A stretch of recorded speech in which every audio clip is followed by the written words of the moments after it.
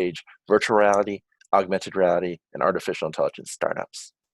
In the past, I've been a VR and AR and game developer, but now as an advisor and investor in VR and AR and AI startups, looked at over 5,000 companies in the space and invested in 36, including the makers of some of the biggest games in VR, like Beat Saber, Job Simulator, Rec Room, and others. So before we dive into the games themselves, let's talk a little bit about the state of the current consumer VR market. So it's hard to know exactly how many headsets are out there, but we can look at some other data, including the monthly connected headsets on Steam, and see that for 6 Degrees of Freedom VR, we've seen steady growth over the past almost 4 years now. And what's really impressive, well, I should stop and talk a little bit about specifically 6.VR when we talk about VR, because again, 6 Degrees of Freedom head tracking and 6 Degrees of Freedom hand tracking are essential to make that VR experience that retains users, engages users, and monetizes users. So Sony actually has been pretty forthcoming with their numbers. At CES earlier this year, they said they sold 5 million Sony PSVR. And best guesses are about 5 million PC VR across the Oculus Rift, the HTC Vive, the Valve Index, and the Microsoft MR headsets. So roughly a consumer base of about 10 million connected headsets. But importantly, now we have the Oculus Quest, which was the first all-in-one VR headset that was standalone, didn't need a PC or a console to power it, and that it launched May of last year. And according to Facebook, they are selling them as fast as they can make them. But hardware is just one side of the story. Software is also very important to track because we want to know how many developers are actually making money off of this brand new hardware. And this is actually the more interesting story, because if we look at the numbers, we see slow but steady growth over the past few years since the launch of VR. But then last year, we saw a huge spike, 3x growth, from going from 100 million by the end of 2018 to 300 million in revenue by the end of 2019. And that means over 100 titles have now made over $1 million. And since most of those titles had budgets of less than $1 million, many of them were either break even or profitable. And top VR title can make over $40 million in 1 year. And we expect that lifetime revenue for VR games, that there should be one, maybe even 2 games that top over $100 million in revenue by the end of 2020, which is incredible. And a big reason, like I mentioned, is because of the Oculus Quest.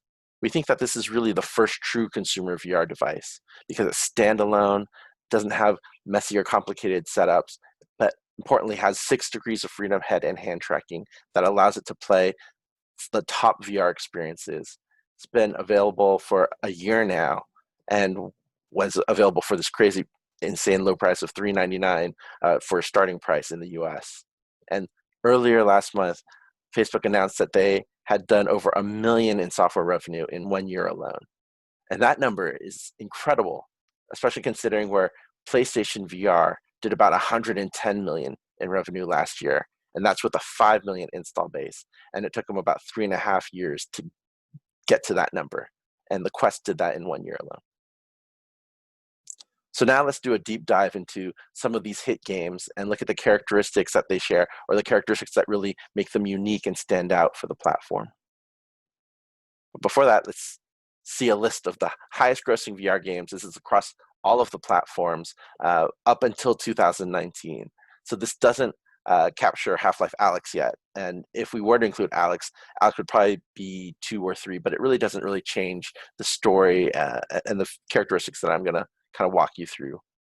So really, again, looking at this list, and they are listed from top to bottom as the highest grossing, estimated grossing on top. You'll notice that, again, the majority of these titles are indie titles.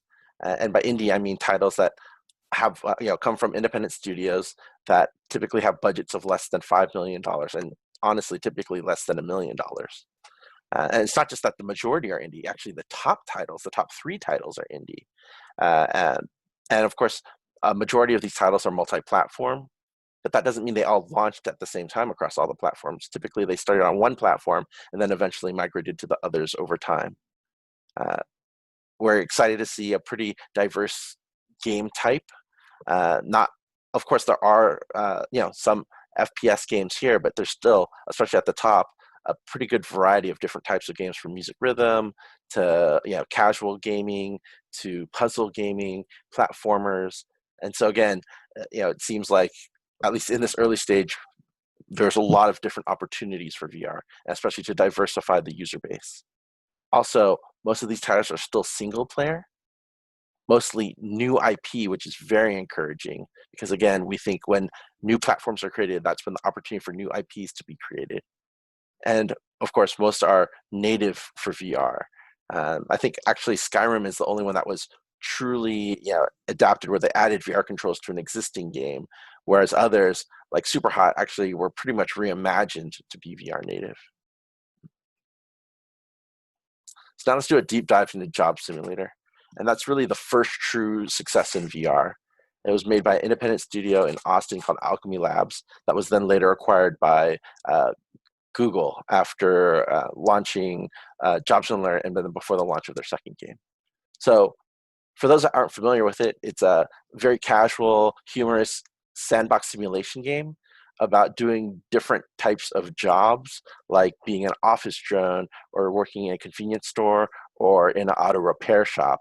But the whole point of the game was not to necessarily follow instructions and do these little mini quests or activities, but to really explore the area, interact with objects, pick them up, throw them around, combine them in creative ways. It was the first VR game to make over $3 million in 1 year. And it's been the top downloaded PSVR game 3 years in a row. And very important, they emphasize that they had the most views for Let's Play gameplay videos on social media, like on Twitch and YouTube, and across Facebook and other social media platforms. And very important, especially for how you market. And we'll talk a little bit more about that later on. But now, why was it so successful? I think, it really represented the first true VR native core gameplay, where again, if you think about gaming, it's really more about the input than the display. And it understood, and the Alchemy Labs folks, when they got the one-to-one gesture controllers, they realized again that grabbing objects, interacting with objects, grabbing, throwing, physical interactions like stacking or combining, again, was just really enjoyable. And so they built a game that really used that mechanic to its fullest. It was also something that, I've gotten a chance to talk to the team since we were one of the investors, and they often mentioned how, especially for them, VR, it was that hand interaction, but also how things closer to you felt more magical or interesting. And that the further things got away, a little bit because, the less of a 3D effect that you would get, and the less it felt special or unique. So that having things within arm's range was really the hot zone for great VR gameplay and interactivity. The other thing that, is pretty obvious when you look at the game, most people, especially on screenshots, kind of wrote it off at first, thinking, oh, it looked pretty simplistic. But really, it wasn't about the visual fidelity. It was much more about the interaction fidelity. And when you play the game, there's just so much depth, so much different things you could do. And this kind of leads into the next point about something that the former CEO, Alex, talks a lot about, and it was how important it was to avoid interaction disappointment. And that means that when people take different objects and want to combine them or do things together with them, they expect some kind of result. And you had to give them a result. Even if it wasn't what they expected, you had to at least acknowledge that there was something interesting happening when they were trying to do different things, especially when they're trying to break the world or break the system. And so they did a ton of play testing and made sure that they captured all the different scenarios to give exciting results. And that allowed, again, for this kind of replayability that again helped get a lot of people to play the game and watch people play their game. And again, they also realized how important it was to have people look interesting while they're playing the game. And so they weren't the ones that developed it, but they really pushed the idea of mixed reality or green screen playing, where again, like in this anime GIF, you could see there's a real live person, and then they're being superimposed or composited over the virtual or into the virtual world and interacting with the object. And it looks like, again, this is the best way to explain what a VR experience can be, because, the first person view can sometimes be a little bit hard to read for people. And so this mixed reality spectator mode became a key part of their success because it was a key part of their marketing and helped get them well known and well played, especially for streamers. Now I want to talk about the next and even bigger VR success, and that was a game called Beat Saber by the Beat Games team, which was an indie studio in the Czech Republic and eventually acquired by Facebook. So for those who haven't played, Beat Saber is a highly addictive music rhythm game where you're slicing music blocks that come at you, or music notes. They made $2 million in 1 month.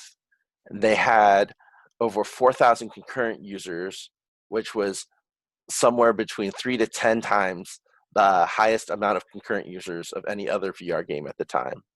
It was the first VR game to sell 2 million copies, do over 40 million in revenue, and have way over now 2 billion views on social media. And like I mentioned, developed by a team of, initially by a core team of 3 devs from the Czech Republic, no outside funding for launch. And what's really great about that was, they really used early access. And when they launched, it was just a single player game with only 10 original songs made by the CEO, unlicensed. And that was enough, again, because the core gameplay was so solid that it pushed them into huge success. And like I said, it's not just about the downloads, it's about that concurrent usage. And you can see in the chart on the right, we can see again how much more engaged that user base has been for Beat Saber or compared to any other game in VR. But so again, what really made them successful? And here, I argue again, they took a very native core VR gameplay concept and really perfected it. And that was how nice it feels to slice things. There were actually several other games that had a slicing mechanic, but none of them felt as satisfying as when you sliced in Beat Saber. And that was because of the visual audio, but also the haptics that they did too. It just feels so good to slice. And then they kind of took some of the other things that make arcade games like this work so well. Like, it's easy to pick up, but there's enough complexity that it's hard to master. And so they did really smart things where you get graded on how you slice the blocks, not just what time you do them. And then they also do something that I think most of the most successful VR games have done as well, and they give you this element of wish fulfillment. And this game makes you feel like a badass Jedi. Like, when you're slicing the music, you just feel like you're so incredible. And again, I think a lot of that too was, I think they were the first VR game that really understood movement design. They actually hand mapped their beat maps, they call them, but the level design essentially. Instead of using AI to generate based off beats, they actually made sure, and the core founders were actually musicians. And so they were actually able to make that note reading feel so good that when you move, they actually thought about like biomechanical design. So when you have to duck down, your next move, you swing your hands down. It helps you kind of lift up. It just feels right. So when they do those little things, like, honestly, it's one of the few games that you actually feel good to play, and you feel better playing it over time because you're being healthy, you're being active, and you're losing weight. And people have lost hundreds of pounds playing Beat Saber. And so the other thing, again, like Job Simulator, was really fun to watch people play in mixed reality. And you can see these, the image that's going right now of the person doing the Darth Maul. I can just watch that all day. But what was interesting, again, they went viral with videos like of this mixed reality, had over 1 million views before the game even launched. So people were super excited for when it was finally going to be available. And then the last thing too was it was moddable. And honestly, a lot of games built in Unity can be moddable, but to make a game that's addictive enough where people wanted to mod them and have a mod community sprout up, and then again, not try to control the mod community, but try to work with the mod community, where eventually they would make actually hires for the team from the mod community. To see them really embrace that community side of it, of the mod group, was really, really interesting, and a big part of what I think, led to a lot of the sustained success that they've had. Now, it's not just these two games, although they've been some of the most successful, but I did want to highlight, several other great games and some of the interesting things that they're doing. I don't have time to kind of walk through them all, but I just wanted to put this up here that you guys can go back to and refer to at a later date. But again, Robo Recall, Super Hot, Rec Room, Walking Dead, Saints and Sinners, Pistol Whip, Boneworks, Budget Cuts, they all do these amazing things in their games. And one of the things I'm kind of shocked at is that more VR developers I talk to actually don't play a lot of VR games. And I think it's very important. You have to think about it almost as like free R&D, where other people are doing things and amazing things. And not saying that, again, it's about, aping or copying, but it's about understanding what works and what doesn't work in this new medium. And then realizing too that a lot of times the bar is being raised, and that when these games come out, they do things in a certain way, and that's going to be expected for all other games moving forward. And I will highlight again Robo Recall that's being shown right here. One of the great things about it is, it's a first-person shooter, definitely, but where the game becomes really interesting is with the rich object interaction of the enemies. So here they're taking one of the enemy robots, ripping off it, grabbing its gun, ripping off its arm, using it as a shield, or throwing the arm at the enemies, blocking the bullets with the body. And actually, I couldn't find a capture of it, but you can actually grab the bullets, throw them back at the enemies, or you can actually grab the arm and hit the bullets back like a baseball bat. Like, this type of rich object interaction just makes it feel so powerful, creates this kind of sandbox gameplay, and more importantly, lets people do things that they've never done before in a video game. Like, I've been playing video games my whole life, and I've shot plenty of guns, but have I ever ripped off the legs of a robot and thrown it back at another? Not so physically or viscerally. So again, I would just say, look at some of the games on this list, see what they do, and see what they do right, and that's moving the art of VR gaming forward. Now, I did want to talk a little bit about common mistakes that come up when a lot of VR game developers pitch me. And the number one rule of VR game design is, and of VR in general, is don't make people sick.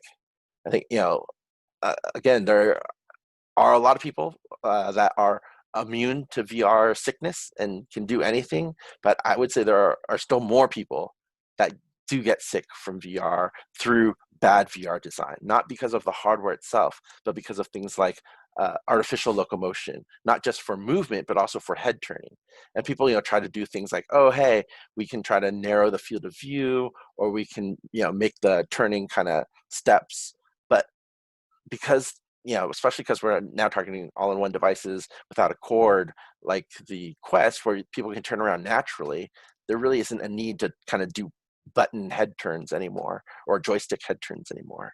And, artificial locomotion, it'll be hard to always, move around or to do big areas, but you can see other games kind of get around this in interesting ways. And, some people say, oh, teleport seems so bad, but you can actually make teleport part of the game design, and actually fun part of the game design, which games like Budget Cuts and Robo Recall do very well. The other, and probably the, largest mistake I see too, is people still trying to make traditional PC or console games in VR. And by that, I mean, it doesn't feel like it's really taking advantage of VR, especially the gesture controls, and the actions feel like they're just pressing buttons, and the enemies are just simple hitboxes that don't interact, that don't have that kind of rich physics interaction that you expect. And I think that breaks the illusion that of the that VR is trying to give people.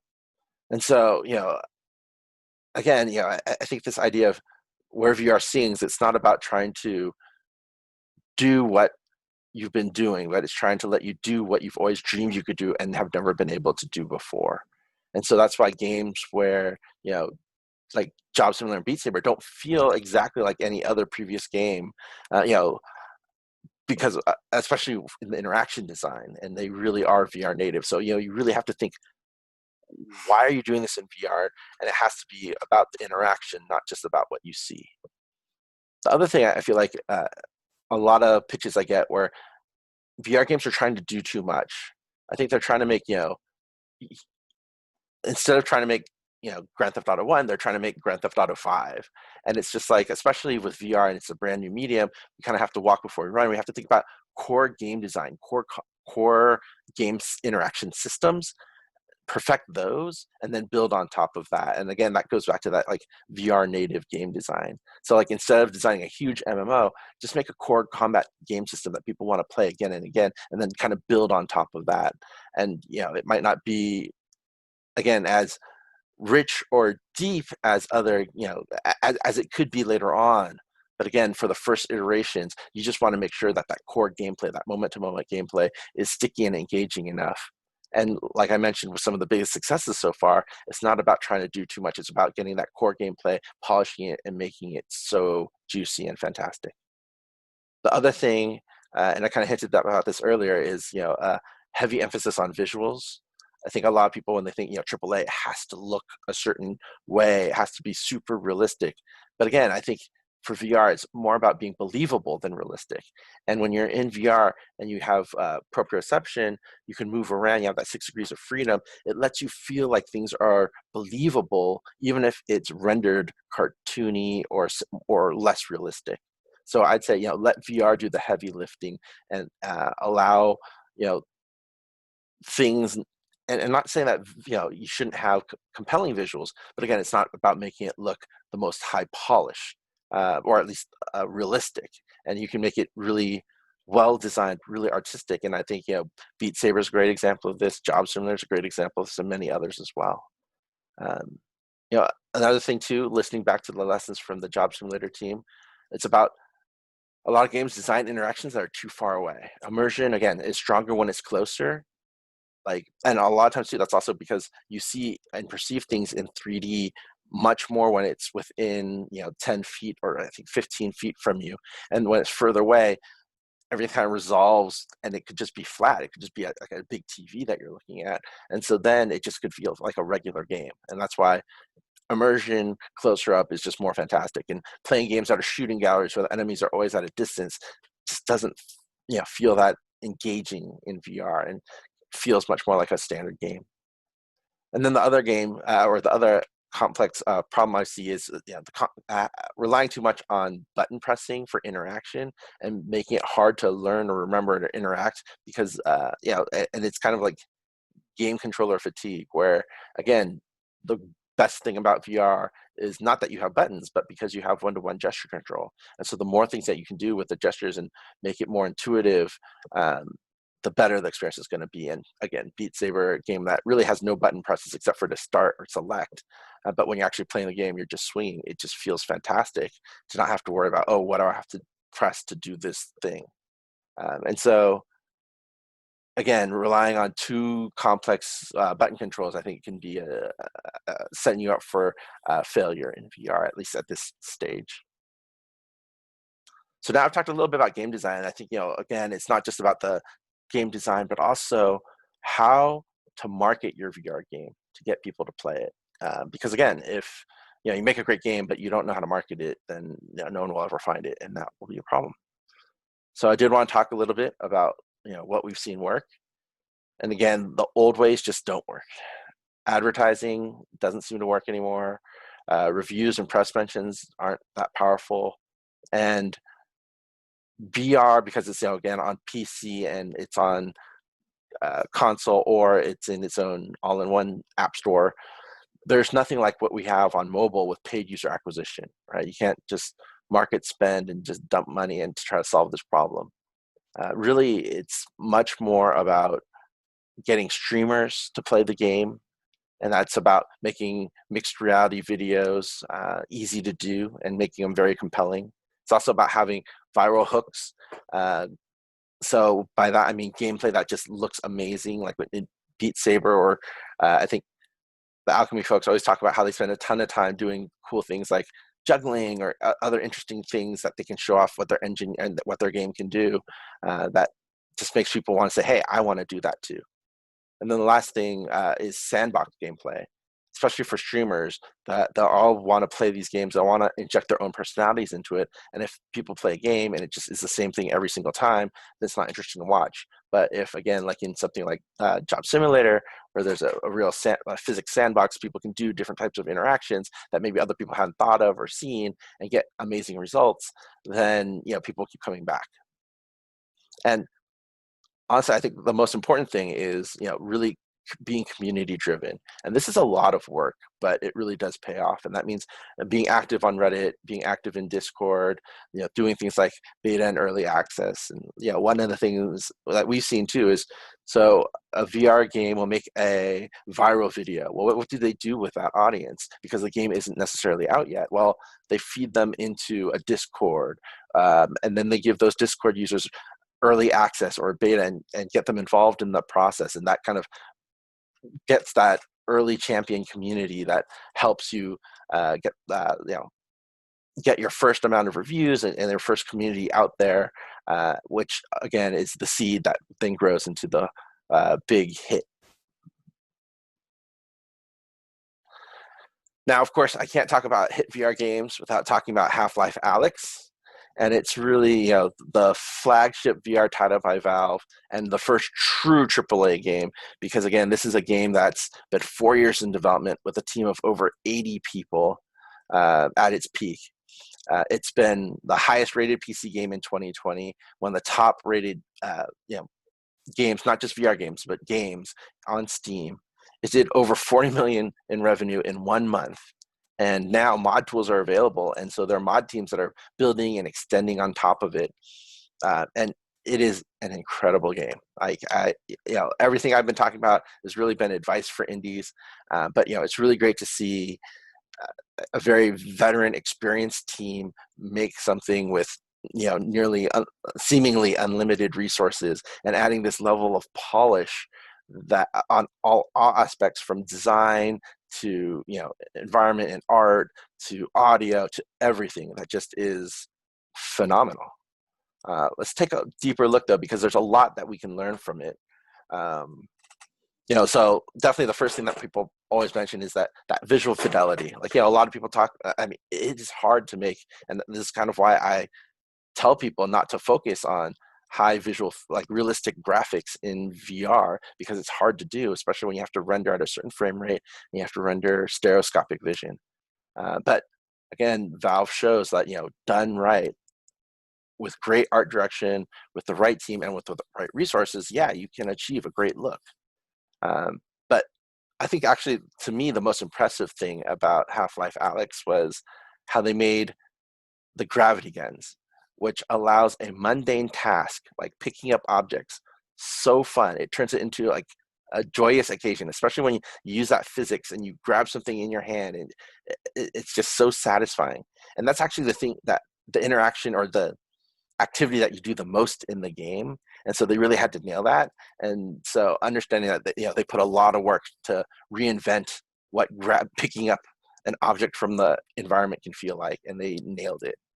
And then, if you hear them talk, they always talk about how they actually didn't want to overload the player, didn't want to give them too much power or too many things to do, and really just focus on like key aspects of that level. And I don't want to spoil the game, but definitely I just recommend everyone kind of play through it, and you see there's not tons of enemies that you have to shoot down. It's really, each interaction is very strategic, but it's also not too many people or too many enemies, and it's very satisfying because you can come up with innovative gameplay like what's shown in this clip, where again, typically you'd use a gun, but because it's a VR, you can pick up an object and you can parry it and move it out of the way. The last thing that I wanted to talk about that I thought they did really well too was this idea of environmental design pacing. And what I mean by that is, when you're playing this game, you're in a dystopian, future. It can, especially because there's a lot of horror elements, you're in underground and cramped environments, and it's pretty oppressive. But they will alternate between these like dark, dank, dungeony areas and like sewage areas, open it up into these courtyards or into these areas where you see a nice vista, and it really changes, it just changes the feel of things. So I think, again, especially in VR, where you're so attuned to the environment, or the environment is all encompassing around you, it's important to be able to understand that people don't want to be in an oppressive environment for too long, and they need the outdoors sometimes, or they need some kind of uh, you know alternate stimulus to really wipe, rinse, and repeat, and so it's not just more of the same over and over. But anyways, I mean, there's so many lessons to be learned from this game. It is a masterclass. I hope everyone will definitely give this one a go if they haven't already, and also really, as they play it, think about it, and think about why it plays the way it does. But again, it's one of the most amazing game experiences I've ever had. But also, too, not something that budget constrained indie could necessarily hope to achieve until the mods. So really, that's my talk. I hope I gave you guys some useful information. And unfortunately, there won't be a Q&A after this, but I wanted to keep the discussion going. So please reach out to me. I'm at Tipatat on Twitter. So I will respond to any questions about this talk. Just again, hit me up on Twitter and ask any questions that you want to know, and I will be happy to respond. Thank you so much. I hope this was helpful, and thank you again.